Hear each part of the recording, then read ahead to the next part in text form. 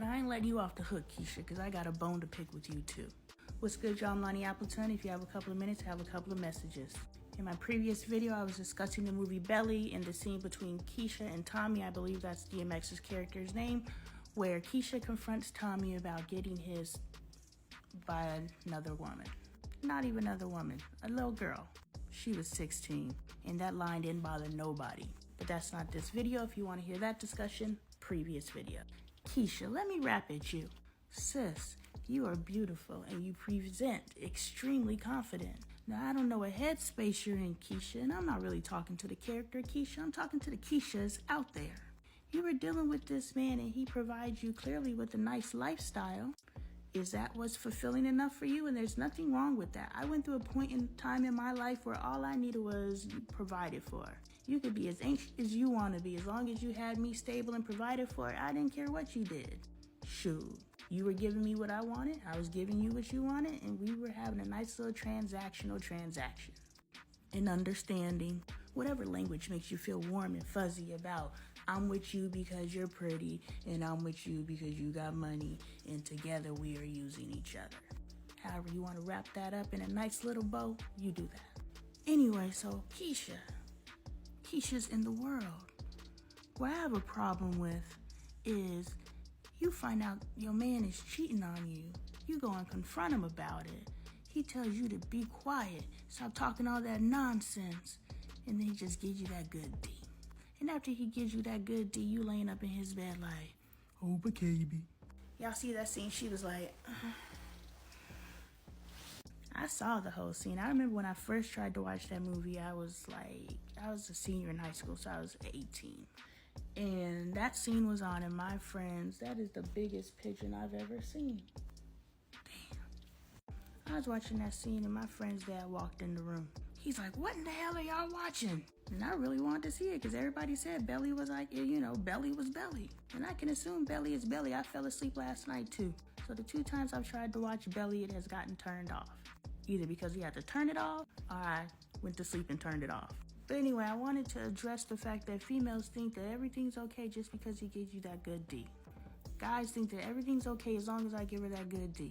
But guess what? Once you get up and you stop basking in the glow of the afterglow, it's still fucked up.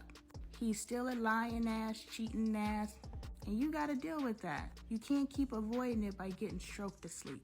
And you can't keep being a dog bouncing from relationship to relationship thinking it's her. It's you.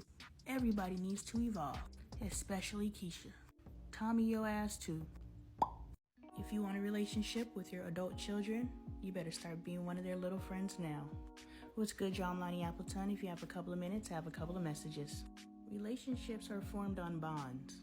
Bonds are commonalities that we find with people. Every new friend that we have started off as a stranger.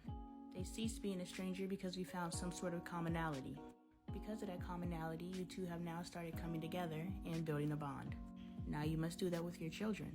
Because presently, your children are strangers. Yeah, you may know them on the surface. You may know the things that they want you to know. But have you actually sat down with your child and became one of their little friends? Now, I get it. We all say it. I definitely say it. My kid says it with me. I say it so much. I'm not one of your little friends. I ain't one of your little friends. Child, please. Stay in your place.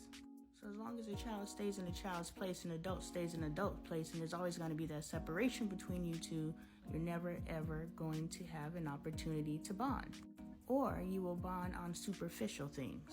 Me and my mom like to dress the same. So that's the basis of our relationship.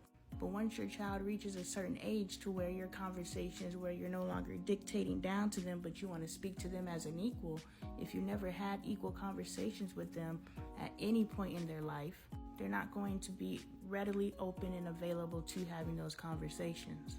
They're going to be like, Mom, why you being so nosy? Dad, you tripping. They're going to shut you down because anytime they tried to come to you and build a bond and let you know who they truly are, you probably shut them down. Stay in your place. I ain't one of your little friends. Now, there's a difference between being a friend to your child and being one of their little friends. Being a friend to your child is creating an open space of communication.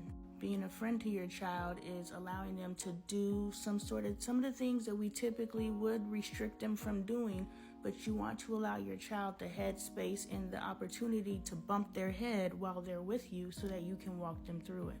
Too often we keep our kids restricted until they're 18. You could do that when you get up out my house. No, give them a chance to do it while they're in your house, respectfully, so that they can experience and come to you and say, this is what happened, and you can walk them through it. You can share your experiences. I had a friend tell me that her parents presented a facade for her. That was so mind-blowing to me, that she truly didn't know who her parents were. I don't know who my parents are because I've never asked. She didn't know who her parents were because they pretended to be other people for the children. So if you're presenting a certain veneer for your children, they're never going to attach to you. They're going to stay in a kid's place. And then when they become adults and you feel like you two are now on equal ground, they heard that you're not one of their little friends so many times in their life, they're really not interested in being one of your little friends. So start building now. Let's address this question statement right here. What's good, y'all? I'm Lonnie Appleton. If you have a couple of minutes, I have a couple of messages. I want to address why would it be my oldest daughter's responsibility to adjust her behavior so that the youngest daughter feels comfortable. I'm speaking in relation to my family, but as always, anything I say, please take what applies to you and let the other stuff into the ether. The other day, I come in from the garage and my two girls are going back and forth. Unlike their arguments in the past or their back and forth in the past, nobody's yelling. My teen is maintaining her regular octave. My 10-year-old, on the other hand, is in distress. And she's the reason why I came in the house, because I could hear her. I come into the kitchen and they're arguing. My 10-year-old has tears pouring down her face and she's distraught. It is my job as the adult to assess the situation and get a hold of it. I say, you guys need to stop this conversation. In response, my daughter, my 17-year-old, tells me, Mom, I don't like it when you tell us to stop having our conversations. I said, I am going to stop it. I'm sorry that you don't. I ain't gonna act like I'm perfect. I said, well, I don't care. I don't care if you don't like when I stop a conversation, but when I see my child in distress, I'm going to stop it.